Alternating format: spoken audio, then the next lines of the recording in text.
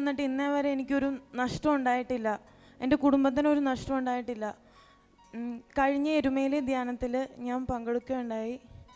ഞാൻ ഒരു asthma patient ആയിരുന്നു. 17 വർഷമായിട്ട് ഞാൻ എൻ്റെ കുഞ്ഞിലെ മുതൽ എല്ലാവരും കളിച്ച് ചിരിച്ച് നടന്നപ്പോൾ ഞാൻ ഒത്തിരി വേദനിച്ചിട്ടുണ്ട്. ഹോസ്പിറ്റലിൽ ഞാൻ ഒത്തിരി കരഞ്ഞിട്ടുണ്ട്. കാരണം എൻ്റെ അപ്പനും അമ്മയും ഒത്തിരി വേദനിച്ചിട്ടുണ്ട് എൻ്റെ അസുഖം കൊണ്ട്. അന്ന് എൻ്റെ ഉള്ളിൽ നിന്ന് എന്നിലുണ്ടായിരുന്ന ആ അസുഖം യേശു പറിച്ചെടുത്ത കളഞ്ഞത്. ഇന്ന് 1.5 വർഷത്തിന് അടുത്തായി ഇപ്പോൾ. ഇന്നേ വരെ എനിക്കത് അസുഖം തിരിച്ചു വന്നിട്ടില്ല.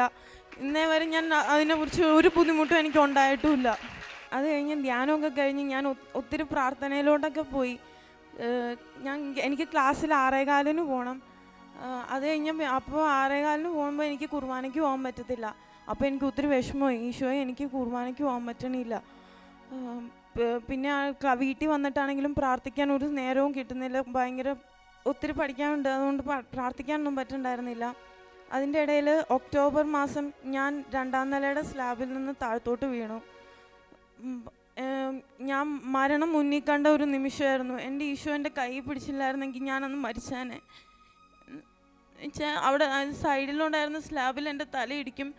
എനിക്ക് ഈശോ ഈ ദിവസങ്ങളിൽ എനിക്കത് കാണിച്ചു തന്നു. അന്ന് എൻ്റെ മരണം ഞാൻ മുന്നിൽ കണ്ടതാണ്. എൻ്റെ അപ്പയും അമ്മയും എൻ്റെ അടുത്തിരുന്ന് കരയുന്നത് ഞാൻ ഈശോയെ അത്രയും ഞാൻ കണ്ടു. എനിക്കറിയത്തില്ല എങ്ങനെയാണ് പറയേണ്ടതെന്ന്. അന്ന് എനിക്കൊന്നും സംഭവിച്ചില്ല. എൻ്റെ ലെഫ്റ്റ് ലെഗിൻ്റെ മുട്ടിൻ്റെ ജോയിൻസിൻ്റെ അവിടുത്തെ മസിൽസിന് കംപ്ലയിൻറ്റ് വന്ന് ഞാൻ 3 മാസത്തോളം ക്ലാസ്സിൽ പോവാതെ കിടന്നുപോയി.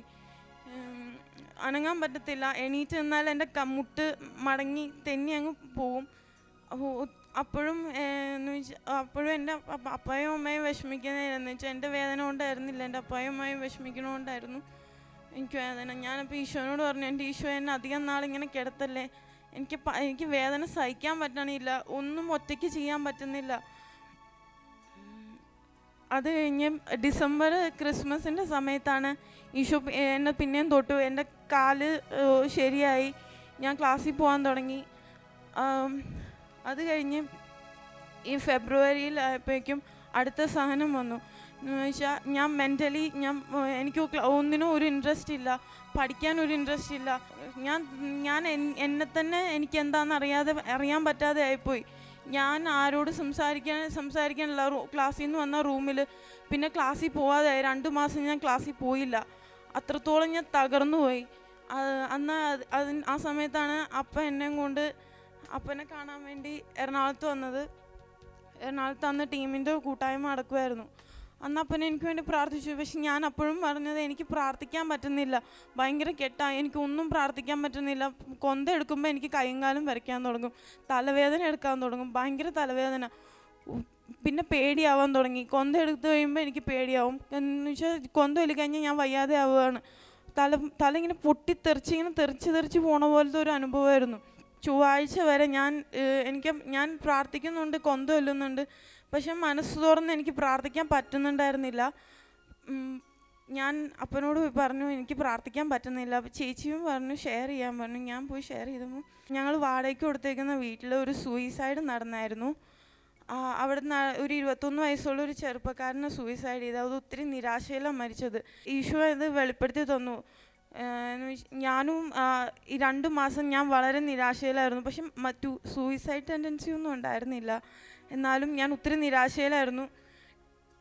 ഇന്നലത്തെ അനുരഞ്ജന ശുശ്രൂഷയുടെ സമയത്ത് ഞാൻ ഉള്ളിൽ ഒത്തിരി ക്ഷമ ചോദിക്കാൻ ഒത്തിരി ആഗ്രഹിച്ചിരുന്ന ഒരു വ്യക്തിനെ ഈശോൻ്റെ മുമ്പിൽ കൊണ്ടുവന്ന് നിർത്തി. ഞാൻ 2 മാസമായി ഞാൻ ഒന്ന് കരയാൻ ഞാൻ ആഗ്രഹിച്ച് ഇന്നലെ ഞാൻ പൊട്ടിക്കരഞ്ഞു. ഈശോ എന്നെ ഇന്നലെ ഒത്തിരി തൊട്ടു. അത് കഴിഞ്ഞ് ഇന്നലെ അപ്പൻ ഇവിടെ മരിച്ചവർക്ക് വേണ്ടി പ്രാർത്ഥിക്കുന്ന നേരത്തെ ഞാൻ അതിനു മുമ്പ് ഇവിടെ യൂത്തിനോട് കയറാൻ വേണ്ടി പറഞ്ഞ ആ ടോക്കിൻ്റെ സമയത്ത് ഞാൻ അപ്പൻ്റെ ചെയർ ഇട്ടേക്കുന്ന അവിടെ ഇരുന്നാണ് ഞാൻ പ്രാർത്ഥിച്ചുകൊണ്ടിരുന്നത്. ആ സമയത്ത് ഞാൻ ഈശോനോട് പറഞ്ഞു, ഈശോയെ എനിക്ക് ഫ്രണ്ടിൽ വന്നിരിക്കണമെന്ന് ഒത്തിരി ആഗ്രഹമുണ്ട്, എനിക്ക് അവിടെ ഒരു കസേര എങ്ങനെയെങ്കിലും ഒന്ന് ഇട്ട് തരാമോ എന്ന് ഞാനൊന്ന് ചോദിച്ച്.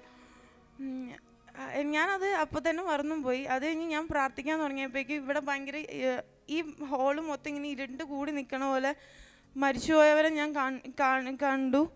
അത് ആ സമയത്ത് അപ്പൻ ആ വഴി ഇങ്ങനെ വന്നു. അപ്പോൾ അപ്പനെ അല്ല ഞാൻ കാണുന്നത്, ഒരു തീയിൻ്റെ ഗോളം ഇങ്ങനെ നടന്നിങ്ങനെ വരുക.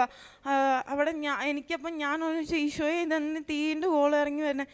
ദൈവമേ അവിടെ മൊത്തം തീയാ, അപ്പം പോണ വഴി മൊത്തം തീ. അതിങ്ങനെ സ്റ്റേജിലോട്ട് അപ്പം കയറി കഴിഞ്ഞപ്പോൾ കീബോർഡൊക്കെ കത്തുക, സ്പീക്കറും കത്തുക, എല്ലാം കത്തുക, അപ്പൻ്റെ കയ്യിലിരിക്കണം മൈക്കും കത്തുക. ഞാൻ വിചാരിച്ചു ദൈവമേ ഇതൊക്കെ കത്തിപ്പോൾ പോകുക, എല്ലാം കത്തിപ്പോവുക ഈശോയെ എന്ന് പറഞ്ഞ്.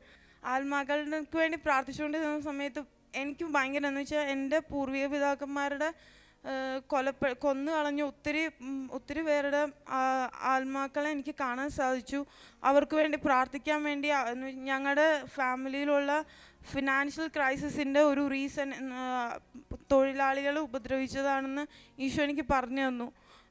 അതിനുവേണ്ടി പ്രാർത്ഥിക്കാൻ വേണ്ടി എനിക്ക് പറഞ്ഞു. ഇന്ന് ആ മരിച്ചവർക്ക് വേണ്ടിയുള്ള കുർബാനയുടെ സമയത്ത് ഞാൻ ശരിക്കും കണ്ണും തുറന്നിരിക്കുക. ആ നേരത്ത് ഞാൻ കാണുക ഇങ്ങനെ ആൾത്താരേന്ന് ഈശോയുടെ അവിടെ നിന്ന് ഒരു തീയിൻ്റെ ഗോളം പോലെ ഇങ്ങനെ വന്നിട്ട് അവരുടെ മേത്തേക്ക് ഇങ്ങനെ തെറിക്കുക. അവർ കറുത്തിരുന്ന് അവർ ആ തീ ഇങ്ങനെ പോയ ആ പ്രകാശത്തിൽ അവരിങ്ങനെ വെളുത്ത് ഒത്തിരി ഫ്രീ ആയത് എനിക്ക് കാണാൻ പറ്റും. ഞാനും അപ്പോൾ ഒത്തിരി ഫ്രീ ആയി.